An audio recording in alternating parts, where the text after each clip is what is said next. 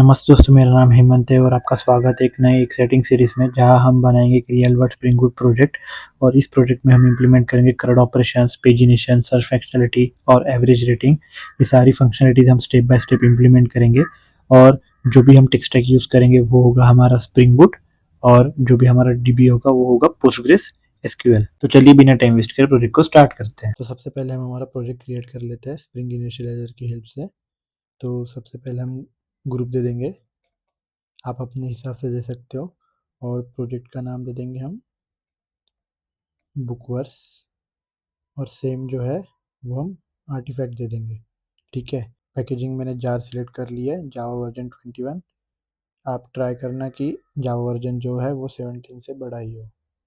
और हम हमारी सबसे पहले डिपेंडेंसी ऐड करेंगे स्प्रिंग वेब वाली, फिर करेंगे हम लॉम्बॉक, और फिर करेंगे हम पोस्टग्रेस। जैसे कि इस प्रोजेक्ट में हम पोस्टग्रेस एसक्यूएल डेटाबेस यूज़ करेंगे। और बेसिकली ये जो लॉम्बॉक डिपेंडेंसी है, ये करती क्या है, जो भी हमारा बॉयलर प्लेट कोड है उसे रिड्यूस करने का काम करती है। बॉयलर प्लेट कोड मतलब जो भी हमारा गेटर सेटर्स हम मैन्युअली क्रिएट करते हैं, जो भी कोड लिखते हैं, वो हम एनोटेशन की हेल्प से जो भी हमारा बॉयलर कोड कोड है वो हम रिड्यूस कर सकते हैं। ठीक है। और जनरेट करते हैं और इसे ओपन कर देते हैं। जैसे कि आप देख सकते हो प्रोजेक्ट डाउनलोड हो चुका है। आप अपने हिसाब से कोई भी आईडी में प्रोजेक्ट ओपन कर सकते हो।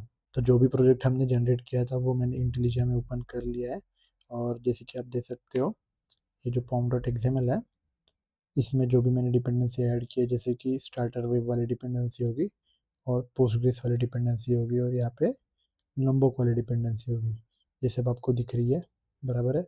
बेसिकली जो भी हम डिपेंडेंसी ऐड करते हैं वो pom.xml में हमें दिखती है, बराबर है। सबसे पहले हम चलेंगे यहाँ पे रिसोर्सेज के अंदर, एप्लीकेशन डॉट प्रॉपर्टीज़।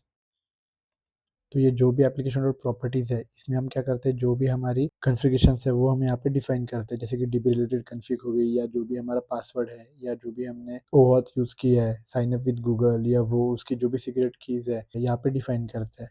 अगर कोई मन स्टैक बैकग्राउंड से हो तो उसे समझ में आ रहा होगा, डॉट env फाइल और एप्लीकेशन डॉट प्रॉपर्टीज लगभग सेम ही होता है, बराबर है। और सबसे पहले हम, जैसे कि हमने पोस्टग्रेस डीबी यूज़ किया है, बराबर है, तो हम क्या करेंगे, जो भी उसकी रिलेटेड प्रॉपर्टीज़ है वो हम यहाँ पे डिफाइन करेंगे, बराबर है। तो जैसे कि बाय डिफ़ॉल्ट हमारा जो भी पोर्ट है वो 8000 पे चलता है, जो भी हमारा टॉमकैट है वो बाय डिफ़ॉल्ट 8000 पोर्ट पे चलता है। तो सबसे पहले हम क्या करेंगे, यहाँ पे पोर्ट चेंज कर लेंगे 8081। ठीक है। और उसके बाद हम क्या करेंगे, हमारा जो भी डीबी का यूआरएल है वो देंगे, spring dot data source dot URL equals to JDBC Postgres local host colon 5432 Postgres. ये जो पोर्ट नंबर है 5432, ये बाय डिफ़ॉल्ट पोस्टग्रेस डीबी का पोर्ट नंबर है बाय डिफ़ॉल्ट। ठीक है। और नेक्स्ट प्रॉपर्टी हमारी आएगी spring dot data source dot user name equals to, उसके बाद जो भी हमारा पासवर्ड रहेगा, डेटा सोर्स डॉट पासवर्ड। जैसे कि मेरे केस में है पोस्टग्रेस, और यहाँ पे है 1234। ठीक है। उसके बाद ये जो प्रॉपर्टीज़ है ये वाली, जैसे कि हमें ये 3 प्रॉपर्टीज़ ऐड करनी पड़ेगी। जैसे कि हमारा कौन सा ड्राइवर क्लास है, ड्राइवर क्लास का नेम हो गया। उसके बाद जो भी हमारा हाइबरनेट का डायलेक्ट है वो कौन सा डायलेक्ट है, जैसे कि यहाँ पे हमारे केस में है पोस्टग्रेस एसक्यूएल डायलेक्ट है, बराबर है। और यहाँ पे जो भी हमारा DDL ऑटो है, यहाँ पे हम क्या कर सकते हैं, क्रिएट भी कर सकते हैं, बराबर है। क्रिएट मतलब होगा क्या, जैसे जैसे हम हमारा एप्लीकेशन रन करेंगे हर बार हमारा जो भी डीबी है वो हर बार क्रिएट होगा। तो हमारा जो भी डीबी है वो हर बार न्यू क्रिएट होगा, तो उसमें डेटा नहीं रहेगा, बराबर है। तो जैसे ही हम यहाँ पे अपडेट करेंगे तो होगा क्या, जो भी हमारे डेटाबेस का डेटा है वो सस्टेन रहेगा, उसमें से कोई भी डेटा डिलीट नहीं होगा, बस बार बार हमारे चेंजेस पे जो भी डेटा है हमारा अपडेट होगा, बराबर है। तो ये इतनी सारी प्रॉपर्टीज़ हमने दे दी है। और सबसे पहले हम हमारे एप्लीकेशन को रन करके देखते हैं।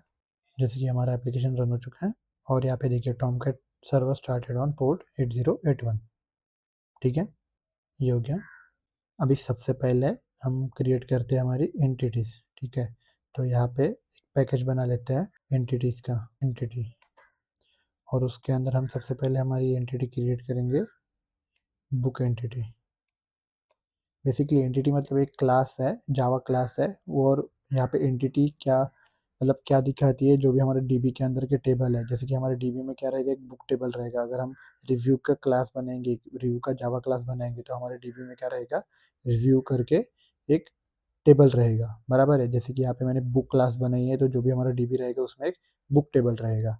तो इसको क्या करेंगे, हम एंटिटी मार्क कर देंगे कि ये हमारी एंटिटी है, @एंटिटी एनोटेशन। और ये जेपी वाली डिपेंडेंसी हम ऐड कर देंगे और मेवन को रिलोड कर देंगे, बराबर है। और हमारा जो भी एंटिटी एनोटेशन है वो काम करने लगेगा। ये हो गया। इसके बाद हम और दो एनोटेशन दे देंगे। डेटा, बेसिकली डेटा के अंदर एक तो हम डेटा दे सकते हैं, नहीं तो हम सेटर या गेटर भी दे सकते, मतलब सेटर और गेटर दे सकते हैं, बराबर है। इसके अंदर दोनों आते हैं। जो हमारा ये नहीं है डेटा एनोटेशन, उसके अंदर दोनों भी एनोटेशन आते हैं हमारे, बराबर है। एक तो डेटा दीजिए, नहीं तो गेटर और सेटर दीजिए। तो यही मैं बता रहा था कि जो लॉम्बॉक डिपेंडेंसी, ये जो डेटा है ये लॉम्बॉक डिपेंडेंसी से आ रहा है, जो हमारा बॉयलर प्लेट कोड रिड्यूस करने के काम आता है, बराबर है। ये हो गया। उसके बाद सबसे पहले हम हमारी प्राइमरी की बना लेंगे। प्राइवेट हो गया, लॉन्ग आईडी, और इसको बोल देंगे हम जनरेटेड। सॉरी, सबसे पहले हम बोल देंगे ये हमारी प्राइमरी आईडी है, मतलब प्राइमरी की है।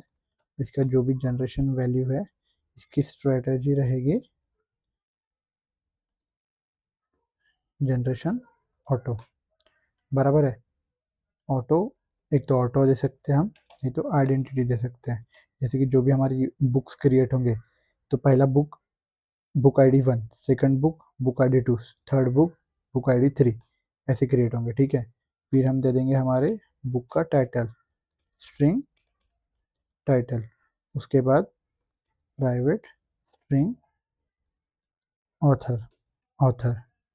उसके बाद प्राइवेट स्ट्रिंग, ये हो गया प्राइवेट स्ट्रिंग समरी, ये हो गया प्राइवेट स्ट्रिंग समरी हो गया। हमने ये ऐड कर लिया, ये हो गया, ये हो गया, ठीक है।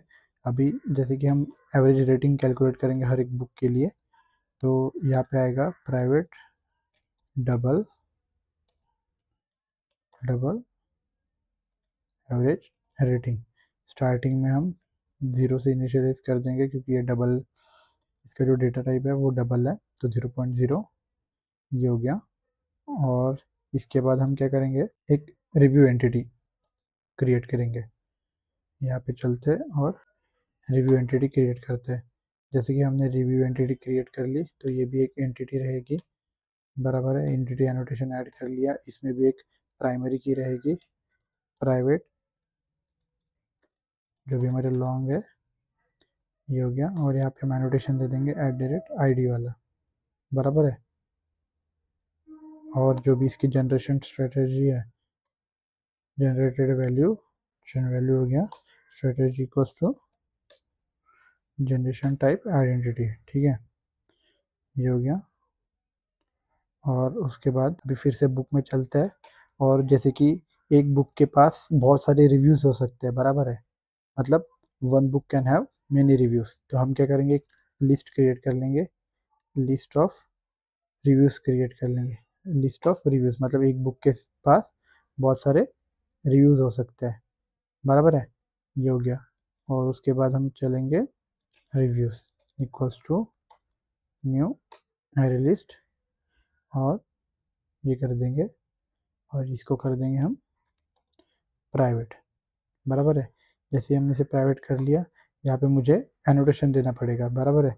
एनोटेशन क्या, कि 1 to many means one book can have many reviews, बराबर है, one book can have many reviews. और इसे हम क्या करेंगे, मैप कर देंगे, map by book, map by book. और यहाँ पे हम क्या करेंगे, एक property cascade equals to cascade type all. और नेक्स्ट प्रॉपर्टी हम और एक ऐड करेंगे, उसका नाम है ऑर्फनल रिमूव ट्रू, बराबर है, ऑर्फन रिमूवल ट्रू। तो बेसिकली इन दोनों प्रॉपर्टीज़ का मीनिंग क्या होता है पता है क्या, कि अगर जो कास्केड है, कास्केड टाइप डॉट ऑल जो हमने ये किया है, इसका मतलब क्या होता है पता है? कि अगर हमारा कोई भी पेरेंट एंटिटी के साथ कोई भी ऑपरेशन करते हो, तो वो ऑटोमेटिकली जो भी हमारा चाइल्ड क्लास है, उसके साथ वो ऑपरेशन परफॉर्म हो जाएगा। मतलब कोई भी ऑपरेशन हम पेरेंट के साथ करेंगे तो वो सेम जो ऑपरेशन है वो चाइल्ड क्लास के साथ हो जाएगा, बराबर है।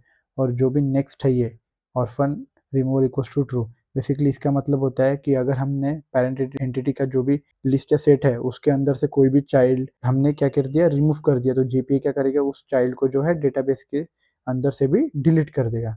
मतलब समझा?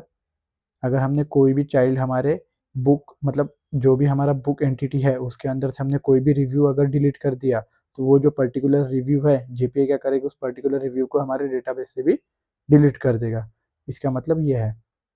ये हो गया। जैसे कि हमने यहाँ पे मैपिंग दे दी है वन टू मैनी की, तो सेम हम क्या करेंगे, रिव्यू में मैपिंग देंगे, बराबर है। जैसे कि हमने वहाँ पे वन टू मैनी दी थी, मतलब कि one book can have many reviews, तो हम जैसे ही रिव्यू में आएंगे और यहाँ पे हम क्या करेंगे, और यहाँ पे हम मैपिंग देंगे मैनी टू वन, बराबर है। और यहाँ पे हम क्या करेंगे, प्राइवेट प्राइवेट बुक बुक, बराबर है। और यहाँ पे हम क्या कर देंगे, ज्वाइन कॉलम कर देंगे। और कॉलम किससे ज्वाइन करेंगे, जो भी हमारा नेम होगा उसका बुक आईडी। बेसिकली यहाँ पे हो क्या रहा है, जो भी हमारा रिव्यू टेबल है उसके अंदर जो बुक आईडी है वो क्या एक्ट कर रही है, फॉरेन की तरह एक्ट कर रही है। रिव्यू टेबल के अंदर बुक आईडी फॉरेन की है, बराबर है। ये हो गया, बस इतना ही देना था हमें, ये हो गया। और जो मैंने अभी तक आपको बताया ये सब आपको समझ में आया होगा।